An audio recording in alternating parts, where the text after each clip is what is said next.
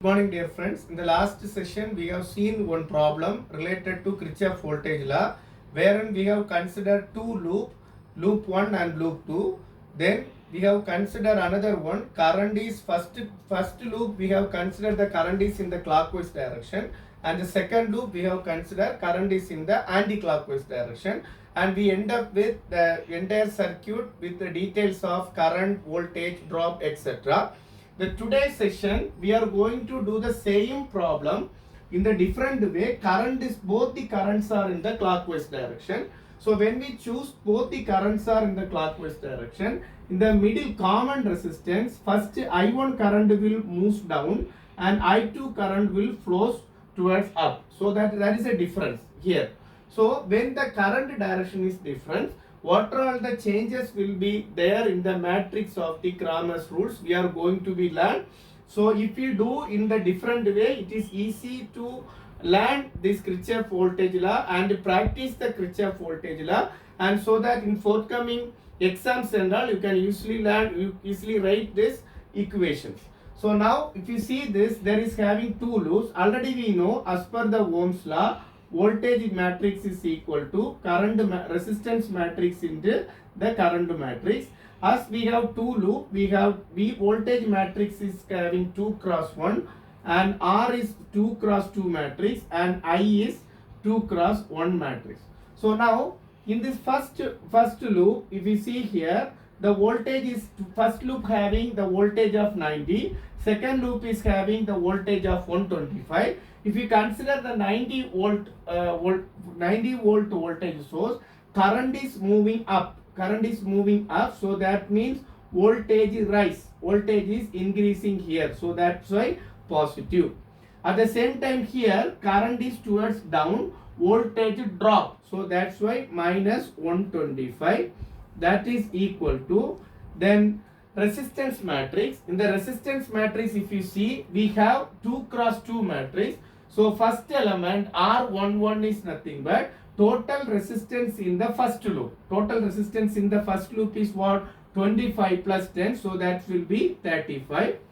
Then R12 is common resistance between the two loops. So that is 25. So it will be 25.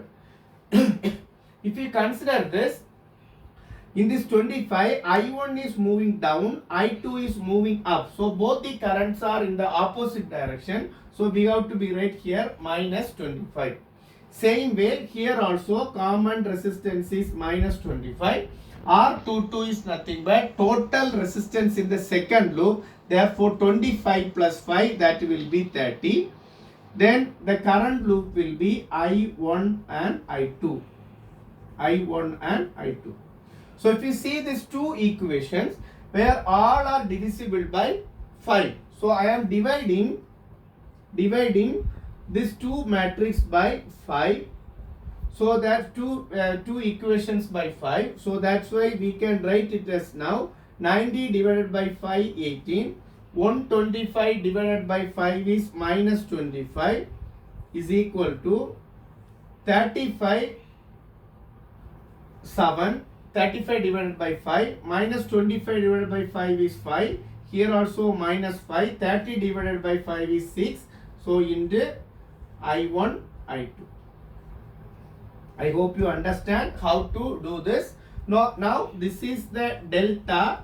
So the delta is nothing but 7 minus 5 minus 5, 6. 35 minus 20. Sorry. Here for minus 7 into 6 is 42 minus 25, that is equal to 17. We will get a value of 17. Then if you take this delta 1, the first column we have to replace with the voltage value. First column we have to replace with the voltage value. So the voltage is 18 minus 25. Then remaining second column as such minus 5, 6. So we will get now 18 into 6 is 108 minus 125. So minus into minus plus. So already that determinant we have a minus. So 180 in minus 25. So we will have the value of minus 17. Minus 17 amps. Then delta 2, if you write it, delta 2, we have in the delta first column as such we have to write, that is 7 minus 5. At the same time second column replaced with the voltage matrix, so 18, 25. 18 minus 25. 18 minus 25. So when we do this, we will get the answer as minus 175 minus plus minus of minus into minus, so we will get plus 90. So the final value will be minus 85. So now I2 will be minus 85. That means delta 2 divided by delta, and I1 is delta 1 divided by delta. So now if you see this, I2 is equal to minus 85 divided by delta is already 17. So we will have minus 5 amps. Then I1 is nothing but delta 1. Delta 1 is minus 17 divided by 17, that is equal to minus 1 amps. So now if you see this both the equation, now we are going to find out what is the voltage drop across this. So now already we did this all the calculation in the previous video. However, I am writing one more time. Voltage across 10 ohm resistance is I1 into 10 ohm, that is equal to I1 already minus 1 into 10, that is minus 10 volt. Then voltage across resistance 25 ohm is nothing but current which is flowing through this resistance 25 is I1 minus I2, so that we can write I1 minus I2 in the resistance is 25.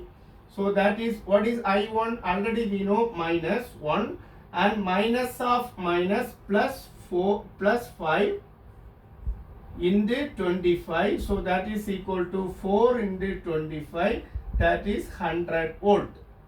Then voltage across 5 ohm. Voltage across 5 ohm is nothing but I2 into 5. So I2 we already know minus I will write first I2 into 5, that is equal to I2 already we know minus 5 into 5, that is equal to minus 25 volt.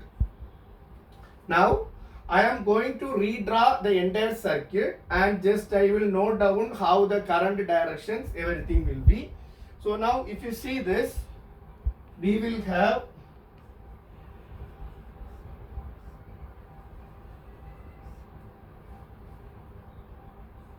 this matrix. This is having the voltage source.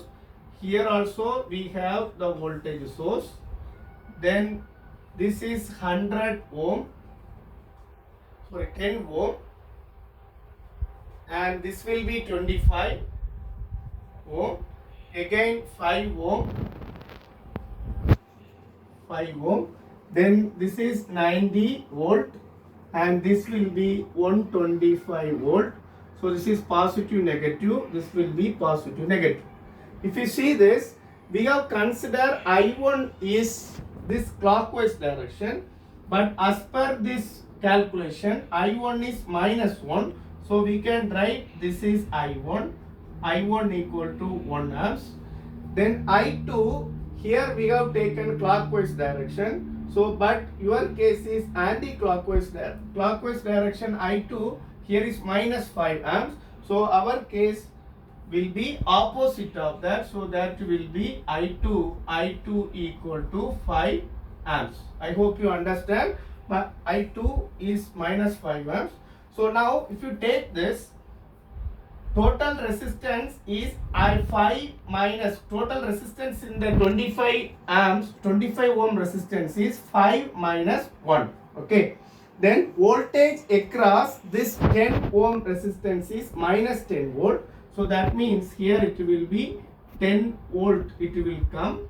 So minus 10 volt. So that voltage polarity will be here positive, negative. So now this voltage across 25 ohms is nothing but 100.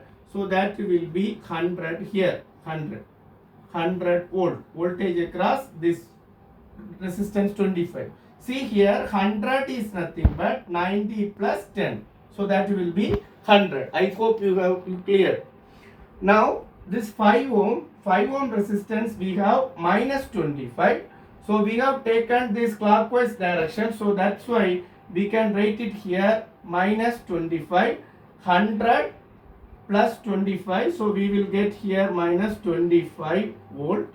So that minus 25, 100 volt already here plus 25. The total voltage will be 125. 100 plus 25. So like this, one can easily understand. You can implement Kirchhoff voltage law and you can understand how to implement the Kirchhoff voltage law in the two loop system.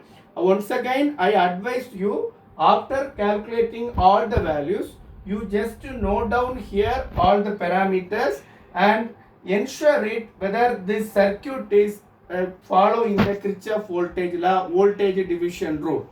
I hope you understood the topic. Those who have not subscribed this channel, kindly subscribe and press the bell button as well so that you can get the forthcoming videos. Wish you all the best. Thank you.